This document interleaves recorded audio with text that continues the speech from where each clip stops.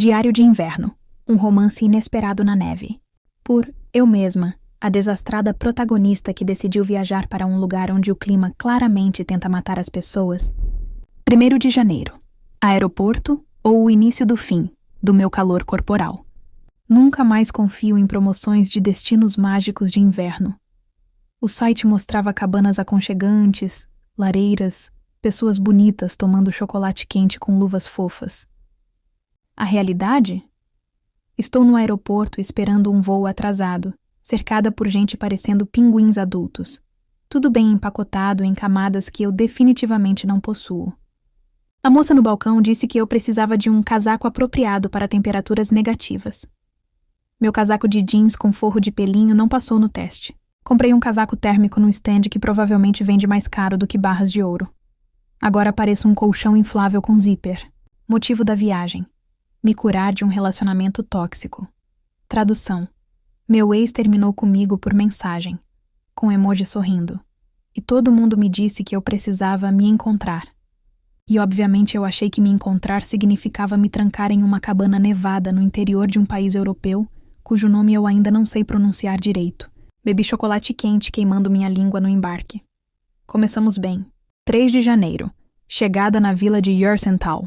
Acho que é assim que fala. Nota mental. Quando o guia turístico diz "é bem frio", ele quer dizer: você vai perder a sensibilidade de partes do corpo que nem imaginava existir. A vila é absolutamente linda. Casas de madeira, luzes amarelas penduradas nos postes, árvores cobertas de neve, cheiro constante de pão assando. É tão perfeito que parece cenário de filme. Filme, aliás, onde sempre tem um romance inesperado, mas não vamos criar expectativas. Minha cabana é pequena, porém charmosa. Tem uma lareira que ainda não consegui acender. Uma cama enorme e uma vista para o lago congelado. Ponto negativo. Tentei andar até o mercadinho. Escorreguei no gelo 3 vezes. Da terceira, um homem passou e perguntou se eu estava bem. Eu respondi que sim, mas estava debruçada no chão como uma foca desidratada. Ele riu. Eu quis morrer. Nome dele, Elias. Profissão, aparentemente salvador de turistas idiotas. 4 de janeiro. A desastrosa tentativa de fazer amizade. Hoje tentei ser simpática e agradecer ao Elias. Entrei no café onde ele trabalha. Ele faz chocolate quente, o que automaticamente o torna o amor da minha vida. Ops, calma, foco. Eu disse: obrigada por ontem. Ele respondeu: por ontem? E eu? Quando você me viu caindo e decidiu não fingir que eu era um pedaço aleatório de carne no chão. Ele riu tanto que quase derramou café. Acho que sou entretenimento gratuito.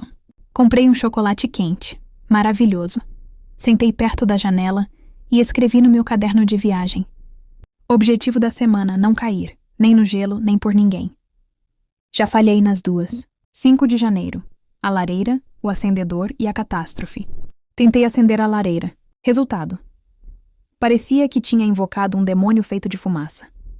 Tossi tanto que achei que ia morrer. Chamei a recepção. Quem aparece? Ele mesmo. Elias, o técnico azarado da lareira. Apelido dado por mim, obviamente. Ele arrumou. Ele explicou pacientemente. Ele mostrou como o fogo acende. Eu disse obrigada, tentando parecer adulta. Ele perguntou: não está acostumada com o frio, né? E eu sou do Rio. Meu conceito de frio é 20 graus e vento. Ele riu. De novo. Estou começando a achar que meu propósito nessa viagem é servir de comediante involuntária. 7 de janeiro. A aula de patinação, também conhecida como a última vez que vi minha dignidade. Por algum motivo aceitei o convite de Elias para ir ao lago congelado. Ele disse: vamos patinar. Eu pensei: claro! Como se eu não tivesse problemas suficientes na vida. Ele me emprestou um par de patins. Eu coloquei. Até aí, ok. Eu dei o primeiro passo. Segundo passo. Terceiro passo. Bum! Derrubei o Elias no processo. Me enrolei nele, girei, escorreguei e caí com a cara na neve. Ele caiu junto, obviamente. Ficamos ali deitados, rindo. Minha alma saiu do corpo e disse: amiga, você está se apaixonando. Eu mandei a alma voltar imediatamente. 10 de janeiro. Revelações no café. Passei no café onde ele trabalha. Ele estava sozinho e me convidou para sentar. Pedi um chocolate quente com chantilly, porque é basicamente o único motivo para suportar este frio que tenta me matar. Ele disse: Você parece mais feliz do que quando chegou. Eu quis responder. Claro, você é uma das razões, mas obviamente não sou louca de entregar o jogo. Então falei. Acho que neve ajuda a esquecer a vida. É tão branca. Ele riu com aquela risada dele que parece aquecer mais que a lareira. Ele perguntou sobre meu ex. Eu resumi em 3 palavras. Moji, mensagem, covarde. Ele disse. Ele não te merece, sorrindo, com aqueles olhos azuis ridículos. Eu respondi.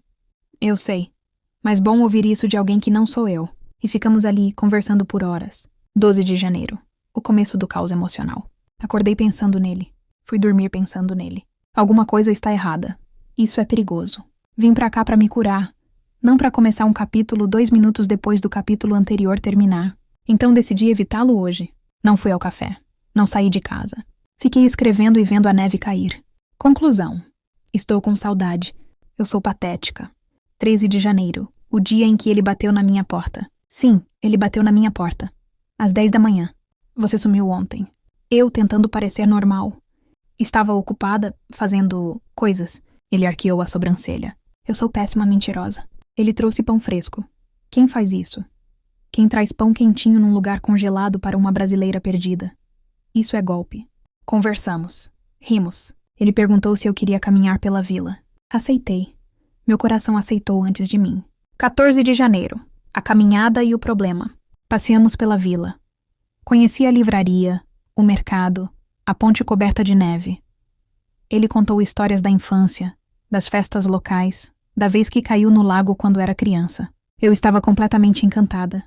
Mas então, ele mencionou a ex dele. Uma história rápida, sem grandes detalhes, mas o suficiente para eu entrar em pânico. Pensei, e se eu for só distração? E se ele só estiver sendo gentil? E se ele ainda gostar dela? Voltei para a cabana com a cabeça girando. 16 de janeiro, o Billie Eilish Day. Dia oficial de ouvir música triste. Dia oficial de questionar todas as decisões que já tomei na vida. Eu gosto dele, gosto mesmo. Mas gosto de um jeito que me deixa com medo. Passei horas olhando para a neve, escrevendo bobagens no diário. Trecho real.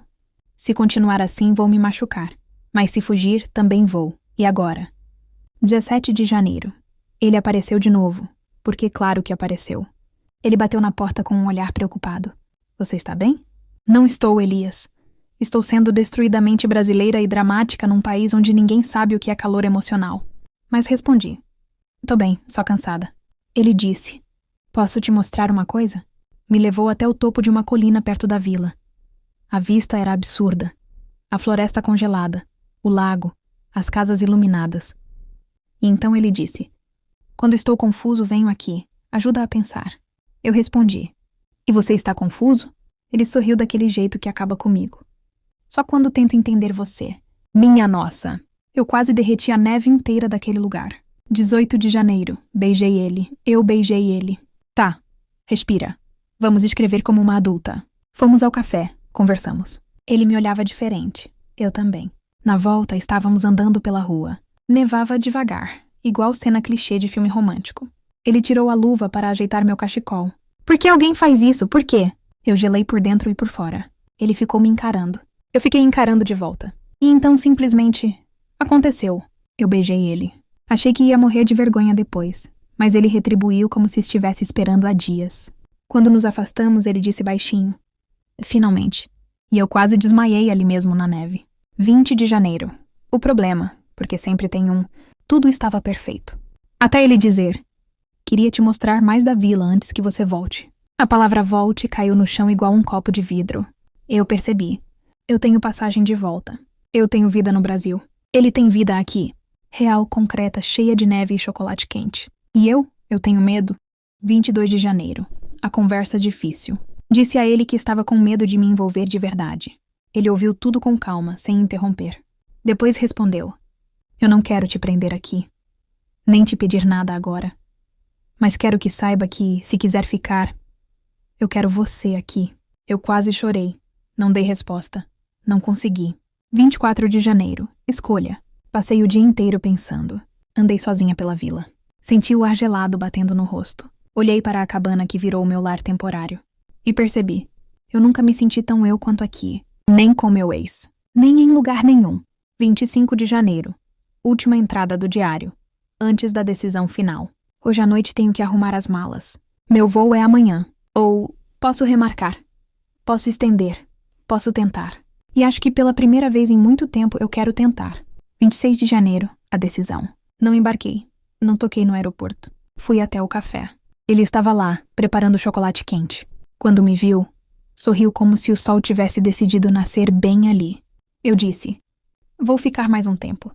Ele veio até mim, tocou minha mão e disse: eu sabia. E naquele momento eu entendi. Não estava fugindo de nada. Estava correndo em direção a algo. Algo bom. Algo quente mesmo no frio. Algo que eu nunca soube que poderia ter. E eu finalmente me encontrei. Fim, por enquanto. Diário de uma quase romântica. 1º de janeiro. Meta número 1 para o novo ano. Não me apaixonar por idiotas. Meta número 2. Não mandar mensagem para idiotas. Meta número 3. Aprender a seguir metas 1 e 2. Acordei com a sensação de que minha vida amorosa é um filme ruim que passa todo sábado à noite na TV. Daqueles que ninguém escolhe ver, mas acabam assistindo porque não tem nada melhor. Minha mãe disse que aos 39 anos, eu devia relaxar e deixar o universo agir. O problema é que o universo anda preguiçoso, ou maldoso. Estado atual, sozinha, mas com esperança. Nível de autoestima. Moderado, sob influência de um digestivo pós-ceia. Expectativas amorosas. 0, mas em ascensão. Vontade de comer chocolate. Alta. 7 de janeiro. Hoje comecei a academia. Ou melhor, cheguei até a porta, vi aquele povo esguio correndo como se fossem ser caçados por lobos siberianos e fui embora. Mereço crédito por ter ido até a calçada. De tarde, na cafeteria que fica perto do meu trabalho, encontrei ele. Bem, não exatamente encontrei. Tropecei no tapete da entrada, derrubei minha bolsa e o universo, esse cretino sem limites, colocou um homem extremamente bonito bem na frente para testemunhar o vexame. Ele ajudou a recolher minhas coisas do chão e disse, sorrindo: primeira vez do ano que vejo alguém tropeçar antes mesmo do café. Achei que só eu fazia isso. Senti meu rosto queimar. Não sei se de vergonha ou pura atração. Ele estava usando camisa azul clara, mangas dobradas, sorriso gostoso. Tipo de sorriso que faz a gente perder 10 anos de evolução emocional. O crachá dele dizia: Miguel. Nome perigoso. Nome de quem destrói corações sem nem perceber. 10 de janeiro. Passei os últimos dias fingindo que não estava indo comprar café na esperança de ver Miguel por acaso. Descoberta do dia. A probabilidade de, por acaso, aumenta muito quando a gente passa lá 3 vezes no mesmo turno. Ele perguntou meu nome. Disse que gosta de pessoas que tropeçam, que parecem mais reais que o resto dos robôs da cidade. Ri, mas só por educação. Ok, talvez por charme também. Depois perguntou o que eu faço. Falei que trabalho com revisão de textos. Ele arregalou os olhos e confessou que escreve por hobby, mas nunca teve coragem de mostrar nada pra ninguém. Óbvio. Homem lindo, sensível, tímido, com um talento secreto. Perigo, altíssimo perigo. 20 de janeiro. Hoje foi o dia. Eu estava na cafeteria lendo um manuscrito. Um horror cheio de erros. O autor usou agente para se referir a agente 14 vezes. Miguel chegou, pediu café e antes de ir embora perguntou: se eu te enviasse um conto, você daria sua opinião sincera? Não profissional, só humana? Humanamente falando, eu queria dizer: meu querido, se você me pedir até para revisar bula de remédio, eu faço sorrindo. Mas me controlei. Ele anotou meu e-mail num guardanapo e disse que enviaria à noite. Eu sorri. Ele sorriu. A troca de sorrisos durou mais de 5 segundos. Mais de 5. Isso é praticamente um namoro no meu cronômetro emocional. 23 de janeiro. Li o conto dele. Resumo. Sensível, bonito, meio melancólico. Como ele. Fala sobre um personagem que se apaixona por uma mulher que sempre chega atrasada e derruba tudo. Coincidência? Acho que não. Respondi com comentários técnicos, um elogio sincero e uma pitada de charme acidental. Tá, não tão acidental. Ele respondeu, às 2h53 da manhã, dizendo que adorou minha sinceridade e que queria conversar mais sobre o texto. Quer conversar mais. Conclusão. Interesse detectado. 31 de janeiro. Primeiro encontro oficial. Ele chamou de conversa literária, mas tinha vela na mesa. Aquilo não era literário, era romântico. Ficamos 3 horas falando de livros, filmes ruins, nossos piores empregos. E a vez em que ele tentou cozinhar risoto e quase incendiou a cozinha, Se falasse que sabia cozinhar perfeitamente, eu acharia desagradável. Ninguém merece um homem lindo, inteligente e chefe. No final da noite, ele me deixou na porta de casa. E aí aconteceu. O quase beijo. Ele se aproximou, eu também. Nossas respirações viraram a mesma. Mas um vizinho resolveu acender a luz do corredor e o momento se quebrou. Ele riu. Eu quase chorei. No bom sentido. 5 de fevereiro. Fui promovida no trabalho. Primeira pessoa para quem quis contar. Miguel. Primeira pessoa para quem contei. Minha chefe, por obrigação. Segunda pessoa. Minha mãe, por sobrevivência. Terceira pessoa. Miguel. Ele me parabenizou com um áudio. Voz linda, quase sexual. E depois me chamou para jantar amanhã. Estado emocional. Borboletas no estômago. Nível praga bíblica. 7 de fevereiro. O jantar foi perfeito. Perfeito. Miguel segurou minha mão em vários momentos. E no final, quando me acompanhou até o prédio, não teve vizinho, não teve luz acesa, não teve interrupção. O beijo aconteceu.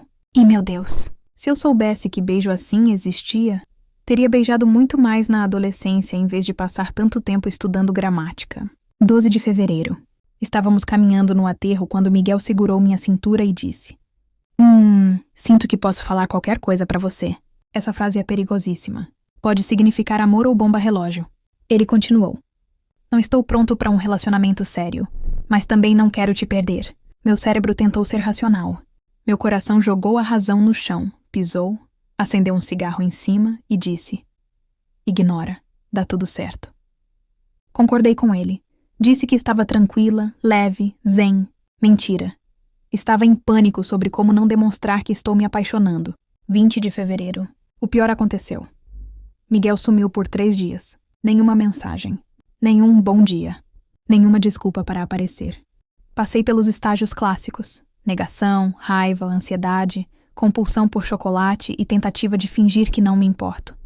Quando ele finalmente apareceu, disse que estava atolado de trabalho e que não queria me puxar para a bagunça dele. Respondi com elegância. Ou seja, respondi tudo bem, enquanto por dentro gritava. 28 de fevereiro, Miguel me chamou para ir ao cinema. Fomos. Ele tentou pegar minha mão. Eu deixei. Mas alguma coisa estava estranha. Ele estava distante, pensativo, quase triste. Quando perguntei se estava tudo bem, ele respondeu: às vezes eu sinto que posso te machucar. E isso me assusta. Clássico. A velha tática do homem que gosta, mas foge de sentir.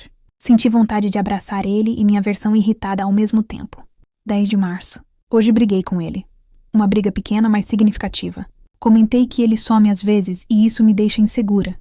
Ele disse que não faz por mal, mas que precisa de espaço. Espaço. Sempre eles e o tal espaço. Queria um espaço, era só pedir um apartamento inteiro que eu dava. Voltamos para casa sem nos beijar. 14 de março. Ele veio até a minha porta. Com flores. Com um texto impresso. Sim, impresso. Dizendo que sente algo por mim que não sabe nomear, mas sente demais para ignorar. Quando terminei de ler, ele disse: quero tentar, com calma, mas tentar com você. Eu quase desmaiei. Ou chorei. Ou os dois. Abracei ele com tanta força que quase derrubei o buquê. Miguel me beijou como se estivesse começando um livro novo. E eu deixei, como se estivesse escrevendo o meu. 30 de março. Estamos juntos, oficialmente. Ainda não é o romance cinematográfico perfeito. Às vezes ele tem crises de silêncio. Às vezes eu tenho crises de ansiedade. Às vezes nos desencontramos, mas nos encontramos de novo. Ele disse que o que sente por mim é uma mistura de paz e caos. Respondi que isso talvez seja amor. Quando deito no peito dele, sinto que, pela primeira vez em muito tempo, não estou tropeçando no vazio. Talvez eu esteja tropeçando nele, e sinceramente acho uma queda excelente. Conclusão do trimestre. Não me apaixonei por um idiota. Não mandei mensagem para idiotas. Mantive as metas 1 e 2, milagre. E contra todas as estatísticas, o universo finalmente colaborou. Miguel está ao meu lado enquanto escrevo isso. Ele perguntou se eu quero pizza. Sério? Como não se apaixonar por um homem desses? Se isso não é amor, é algo perigosamente parecido. E eu estou pronta. Quando as luzes da cidade acenderam, eu sempre acreditei que a vida era feita de pequenos acasos. Encontros que parecem aleatórios, mas que mudam tudo. E foi exatamente assim que conheci Daniel. Em um fim de tarde qualquer, enquanto eu corria para pegar o último metrô antes da chuva cair. Eu estava exausta, carregando meus livros, minhas dúvidas profissionais e a sensação incômoda de que algo na minha vida tinha se deslocado sem aviso. Tinha brigado com minha melhor amiga naquela manhã. Minha chefe tinha criticado meu trabalho e, para completar, eu havia derrubado café na minha camisa branca. Era definitivamente um daqueles dias que eu queria esquecer. Quando virei a esquina da estação, esbarrei em alguém com tanta força que meus livros praticamente voaram. Antes mesmo que eu pudesse me desculpar, um par de mãos firmes segurou meu braço. Ei, calma, tá tudo bem, disse uma voz grave, suave e estranhamente familiar. Levantei o rosto devagar e encontrei os olhos dele, castanhos, cheios de calma, tão diferentes do caos dentro de mim. Ele sorria de um jeito simples, quase tímido, como se o sorriso não fosse para mim, mas escapasse mesmo assim. Desculpa, murmurei, abaixando para pegar meus livros. Ele abaixou junto, nossas mãos quase se tocando. E naquele quase, senti uma pequena corrente percorrer meus dedos. Você parece meio perdida hoje. Hoje e a semana inteira, respondi tentando rir. Quer ajuda? Posso carregar isso até o metrô. Eu deveria ter recusado. Era o mais lógico a se fazer. Mas algo na maneira como ele falava, aquele tipo raro de gentileza que não exige nada em troca, me desarmou. Aceitei. Descemos as escadas lado a lado, e percebi que conversar com ele era como abrir uma janela em um quarto escuro. Ele falava de coisas simples, livros que gostava, músicas que descobria por acaso, o medo de não ser bom o suficiente na carreira.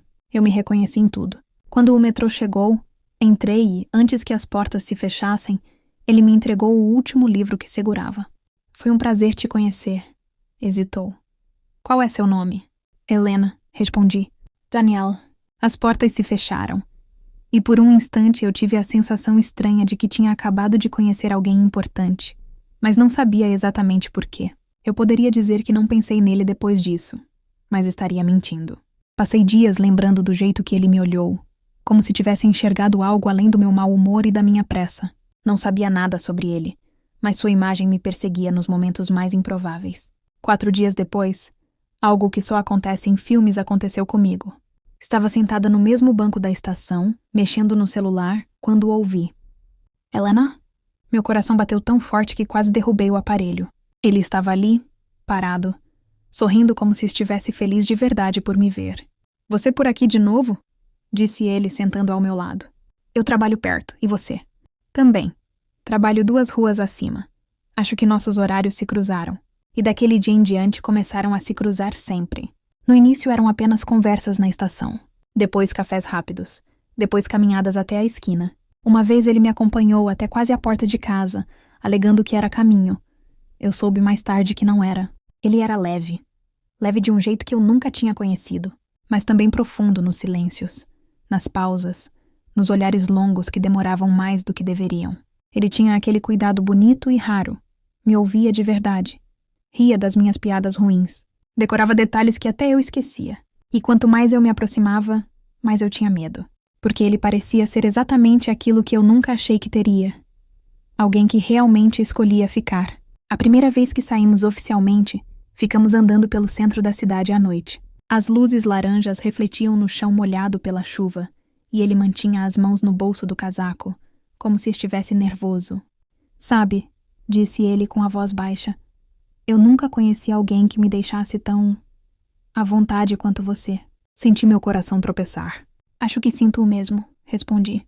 Andamos por mais algumas quadras em silêncio, mas era o tipo de silêncio confortável, cheio de coisas não ditas. Até que paramos em frente a uma vitrine iluminada por pequenas luzes de Natal. Ele olhou para a vitrine e depois para mim. Posso te fazer uma pergunta? Assenti. Você acredita em destino? Eu ri. Não porque achava graça, mas porque aquela pergunta me atingiu de um jeito estranho. Eu sempre achei que não, mas ultimamente... Olhei para ele. Não sei mais. Ele respirou fundo, como se reunisse coragem, então se aproximou um pouco. Apenas alguns centímetros, mas suficientes para meu corpo inteiro perceber. Porque às vezes eu fico pensando se não era pra gente se encontrar naquele dia, continuou. Você parecia tão... perdida. E agora... Não sei. Parece que eu te encontro em todo lugar. E isso assusta, mas também... Ele riu. Também me faz ficar feliz. Eu senti o ar ao meu redor mudar. O coração bater tão forte que doía. Daniel. Comecei. Mas ele colocou um dedo sobre meus lábios de leve. Não fala nada. Eu só precisava te dizer isso. E naquele instante, ele segurou minha mão.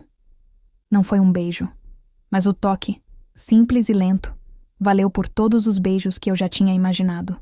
Nos dias seguintes, nós já andávamos juntos sem combinar. Ele aparecia no meu caminho com café. Eu levava chocolates para ele. Sentávamos em bancos de praça para conversar sobre filmes antigos. Ríamos de coisas bestas. Às vezes, ele me encarava como quem olha para a solução de um problema difícil. E é engraçado como o coração sabe antes da gente. Eu já estava completamente envolvida. Mas aí veio o medo. Medo de me entregar, de perder, de reviver histórias antigas que me machucaram. Medo de ser quase, de não ser suficiente. Numa noite chuvosa, sentei com ele debaixo de uma marquise. Ele percebeu meu silêncio, como sempre percebia tudo. "O que houve, Helena?" perguntou. Eu respirei fundo. "Eu gosto de você, Daniel, mais do que eu queria admitir. E isso me assusta. Tenho medo de estragar tudo, de te decepcionar, ou de você simplesmente..." Minha voz falhou. Ir embora. Ele me olhou por longos segundos, com uma expressão que eu nunca vou esquecer. "Eu não vou a lugar nenhum. Você não pode prometer isso." Ele sorriu de lado. "Não posso prometer o futuro, mas posso prometer agora. E agora eu tô aqui, com você. E estou porque quero." Eu senti as lágrimas subindo por trás dos olhos. Não por tristeza, mas pelo alívio que só alguém sincero consegue trazer.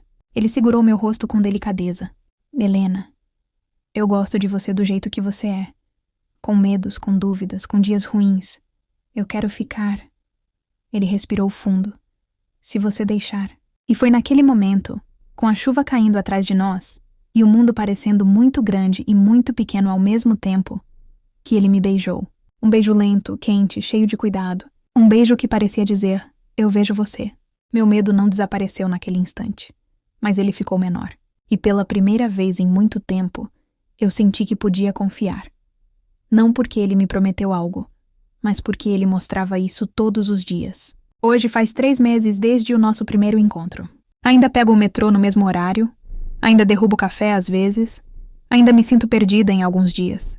Mas agora eu tenho alguém que segura meus livros quando eles caem, e meu coração quando ele tropeça. E enquanto escrevo isso, deitada no sofá com Daniel dormindo ao meu lado, percebo que nenhum dos grandes momentos da minha vida começou com planos perfeitos. Todos começaram com pequenos acasos, como um esbarrão na estação, como um sorriso tímido, como 2 pessoas que, sem perceber, estavam exatamente onde deveriam estar. Esse é o nosso começo, e pela primeira vez, eu mal posso esperar pelos capítulos que vêm depois.